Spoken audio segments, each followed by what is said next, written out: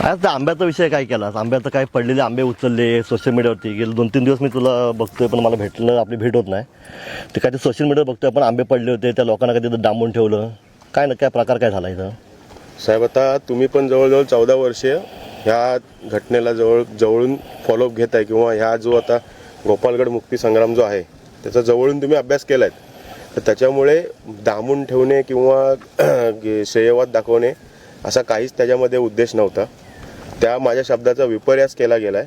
आणि त्यातून सुद्धा जर म्हणजे जे हे आंब्याचाच वाद होता तो जमिनीचा किंवा काय नाही, आणि जी न्यायिक प्रक्रिया सध्या चालू आहे त्या न्यायिक प्रक्रियेला आमची पुरातत्व विभागाला जरी आम्ही पाठिंबा दिला आणि त्यानुसारच पुढची न्यायिक प्रक्रिया पार होऊन, असं तुम्हाला पण माहिती आहे इथे काय प्रोसेस चालली आहे. पण कसं आलं माहिती आहे, आता उर्वरित महाराष्ट्रामध्ये संतापाची लाट उसळली आहे. बरोबर. आपण गेले 14 वर्ष तुझे वडील असल्यापासून आपण कायदेशीर लढा लढतोय. बरोबर. इथली वस्तुस्थिती काय ते आपल्या सगळ्यांना माहिती आहे. बरोबर. पण असं सगळं असताना तू जे काही तिथं वाक्य वापरलेस की बाबा हा गड माझ्या मालकीचा आहे, हे माझी खाजगी प्रॉपर्टी आहे, हे तू हे असं बोलण्याचं काय कारण काय होतं? कारण तुला माहिती आहे की बाबा कोर्टामध्ये तू गेला होतास, कोर्टाने ते मान्य केलं नाही, तरी पण तुझ्या तोंडून मी वाक्य गेली आणि आता त्याचा प्रचंड संतापाची लाट पूर्ण महाराष्ट्रामध्ये उसळलेली आहे. म्हणजे असं बोलणं चुकीचं आहे ना.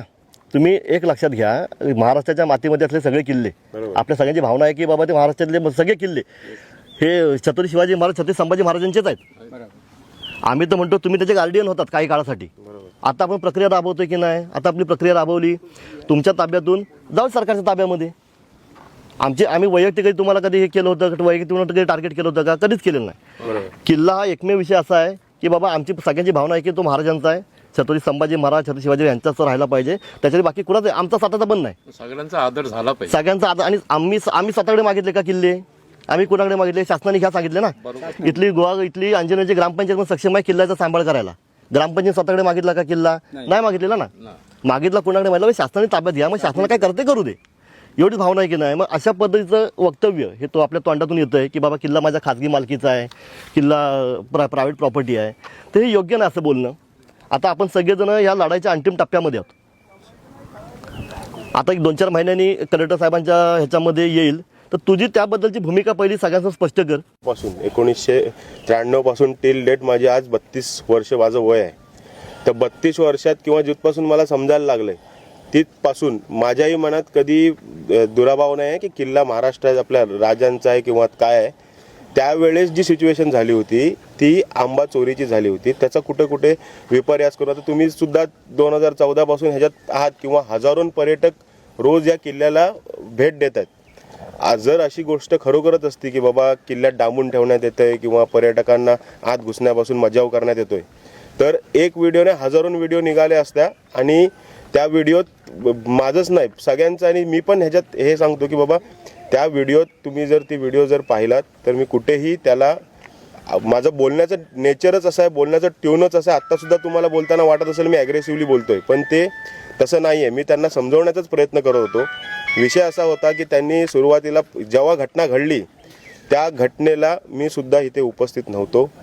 कातकरी जे आपले जे राखणदार आहेत त्यांना आपल्याकडे कोकणात कातकरी बोलतात, तर ते राखण करताना त्यांनी प्रत्यक्ष त्यांना आंबे काढताना बघितले. आंबे काढताना बघितल्यानंतर मी बुधवार दिवस होता, ऑफिसला असल्यामुळे प्रत्यक्षात मी इथे नसतो. तुम्हाला ही गोष्ट माहिती आहे. मी ऑफिसवरून आल्यानंतर हा जो सिच्युएशन घडली, सिच्युएशनमध्ये प्रसावधान प्रत्येकाला नसतो. त्यात माझ्याकडून काय तोंडून गेलं असेल तर मी त्या बाबतीत मी दिलगिरी सुद्धा पर्यटक हे इथं महाराजांचा किल्ला आहे म्हणून बघायला येतात. बरोबर. अच्छा, त्यांना काही माहिती नाही इथं काय चाललंय ते. बरोबर. गेले 14-15 वर्ष आपण या प्रक्रियेमध्ये आहोत. येणारा माणूस येतो की बाबा महाराजांचा किल्ला आहे, मला प्रत्यक्ष डोळ्यांनी पाहू दे, ह्या भावने आली असतात. तर तुम्ही तुमच्या कामगारांना पण सांगा. बरोबर. इथं येणारा कुणाही अटका होता कामा नये, कुठल्याही पर्यटकाला अटका होता कामा नये. उलट महाराजांची आहे, उलट तुम्ही सगळ्यांना सांगा की बाबा ही महाराजांची प्रॉपर्टी आहे, हा असा किल्ला आहे. तुम्ही 4 पावलं पुढे होऊन दाखवा, किल्ल्याची माहिती द्या. ज्यावेळी पुरातत्व विभाग पूर्ण ताब्यात घेईल तर ते ठेवतील, गाईड वगैरे ठेवतील, त्यांचे फलक लावतील. आता तुम्ही इतकी वर्ष याच्यामध्ये का तुमची पण जबाबदारी थोडीशी की बाबा सांगा की बाबा हा इथं बुरुज आहे, ही अशी तटबंदी आहे, इकडं मुख्य दरवाजा आहे. पर्यटकांना माहिती ती पण दिली गेली पाहिजे ना. आम्ही काय 24 तास देऊन थांबू शकत नाही, हे तुमचं पण काम आहे. पण हा जो काय गदारोळ झाला या सगळ्या तुमच्या एका वक्तव्यामुळे, त्याच्यामुळे आपण कुठंतरी सगळे मागे आलो या सगळ्या गोष्टीमुळे. आपला लढा हा कायदेशीर पहिल्यापासूनचा होता आणि याच्यापुढे कायदेशीरच राहील. बरोबर. ह्याच्यामध्ये कोणी तडजोड करणार नाही. आणि आम्ही तुमच्या बरोबर आहोत कायम. नाही, आमचं पण सहकार्य ह्या न्यायिक वेगळं वळण द्यायला बघतात ना. बरोबर. पण आमचं त्या कोणीही त्या व्हिडिओच्या माध्यमातून कुणीही चुकीची समजूत करून घेऊ नये. किल्ला आजही बांधला तेव्हापासून किंवा आत्तापासून महाराजांचाच आहे. राजांनी 400 किल्ले ही कधीही अशी अपेक्षा किंवा आमची भावना नाही आहे की बाबा हा किल्ला आमचा आहे. प्रसंगावधान प्रत्येक व्यक्तीला नसतं. ती सिच्युएशन जी होती ती वेगळी होती. तिचा विपर्यास केला गेला. त्याला आंबे चोरीवरून त्याला भरकवण्यात आलं. त्याच्यामुळे कदाचित माझ्या तोंडून ते गेलं असेल. जर तसं काही झालं असेल मी माझी दिलगिरी व्यक्त करतो. बोलण्याचा वक्तव्यात तू तुझं वक्तव्य पाठी घेतोयस का? नाही, वक्तव्य बघा, ह्या वक्तव्याचा जो विषय आहे त्याची कायदेशीर सगळी हे चालू बघ, कायदेशीर वक्तव्याचा विषय जर कायदेशीर राहिला- बघ कायदेशीर बाबी मला पण माहिती आहेत आणि तुला पण माहिती आहे. बरोबर पण तुझ्या एका वक्तव्यामुळे जर अख्खा महाराष्ट्राचं पेटून उठलाय बरोबर.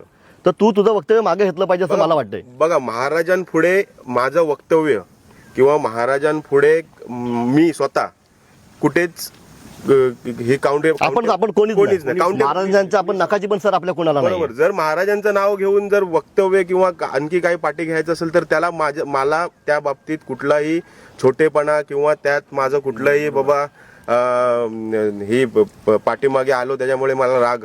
आणि त्यातून जर महाराष्ट्राची, मी पुन्हा एकदा सांगतो, जर महाराष्ट्राची कोणाची जर